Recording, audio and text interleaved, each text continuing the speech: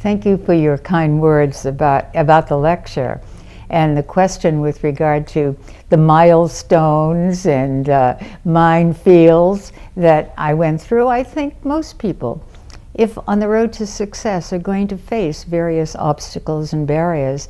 There's no set answer in responding to them, but I've always felt that if you deal with people at whatever stage, wherever you are, with respect, and you listen to them, and you will then learn from them, and then you can lead.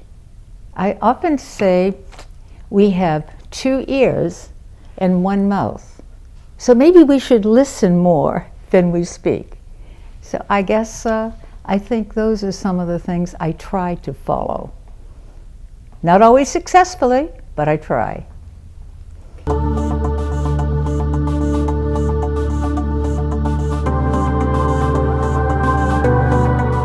My impressions of the women that I have met, conversed with, and observed are that you have a very strong group of dedicated, hardworking women who care about the future of Japan, who also care about elevating women to the point where they can use their resources, their talents, and their dedication to help the economy and to help the stability of the country. So I've met with members of the Diet, both houses.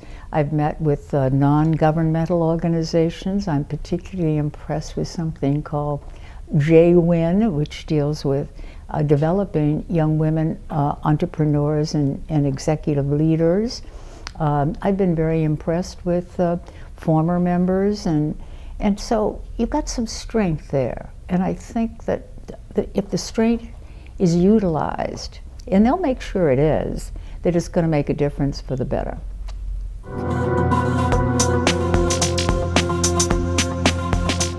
I've been impressed with the men that I've met also. And you know, I believe that what we want is a balance. We're not saying the women are going to rule the whole world, although they could.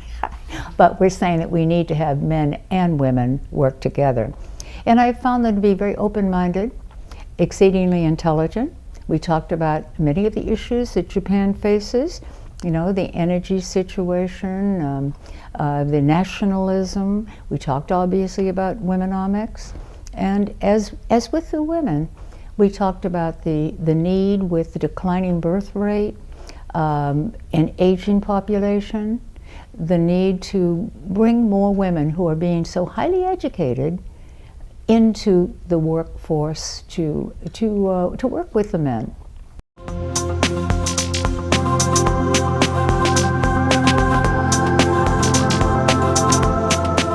Bravo to Prime Minister Abe for specifically saying that this is one of the functions, womenomics.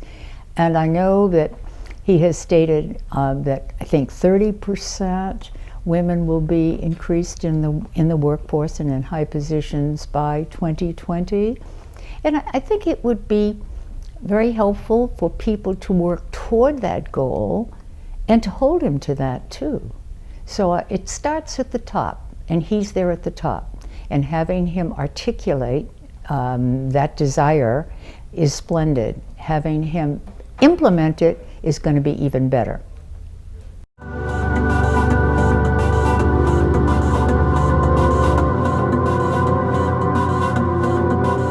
I think all countries, especially thinking of developed countries, have a responsibility to try to assist other countries. You know, in so doing, there is the pragmatic benefit. The benefit is if you can enhance stability and economic vitality in countries, you can help your own country, because then you don't have the threats and the problems. It is true that women in developing countries particularly have been at the bottom of the totem pole, so to speak, and have been deprived of just basics. We know also that when you enhance the role of women, whether she's a farmer, whether she's an entrepreneur, executive, or a salesperson in some way, that you're going to enhance the society. So there are organizations that do that, And I think that countries, developed countries like the United States and Japan, should look to the sisterhood. I call it the sisterhood, and the sisterhood is connected to the brotherhood, which is what humanity is about. So we need to look at thinking of human trafficking, a lot of problems of that nature that women have had to suffer. And when you enhance the role of women, you enhance the role of families, and families are our future.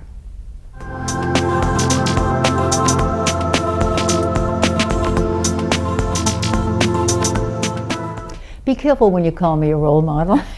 Maybe in some ways, but I think my advice would be back to the idea of respecting people and learning from them, and then leading wherever you need to. But I also think a sense of humor is important. I also think hard work is important. Again, I often say the harder I work, the luckier I get. And I think my advice would also include taking chances.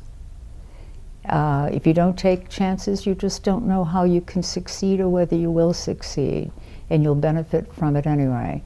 Be enthusiastic, and again, work hard and continue with education. I think education is important. So there's a lot of things, but basic ability to respect and have credibility.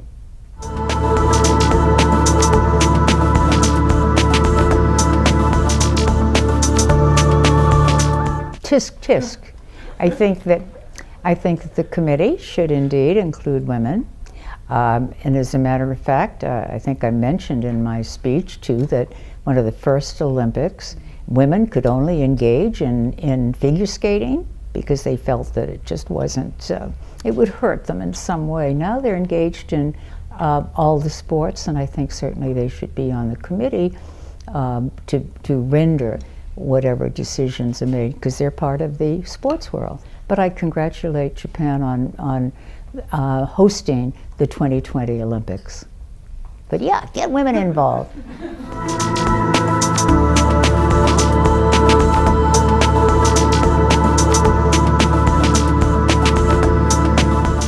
I think the Sasakawa Peace Foundation, incredible.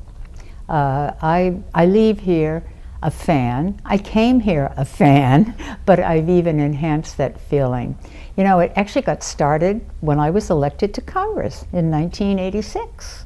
And so I see that as a good omen for me that Sasakawa started then.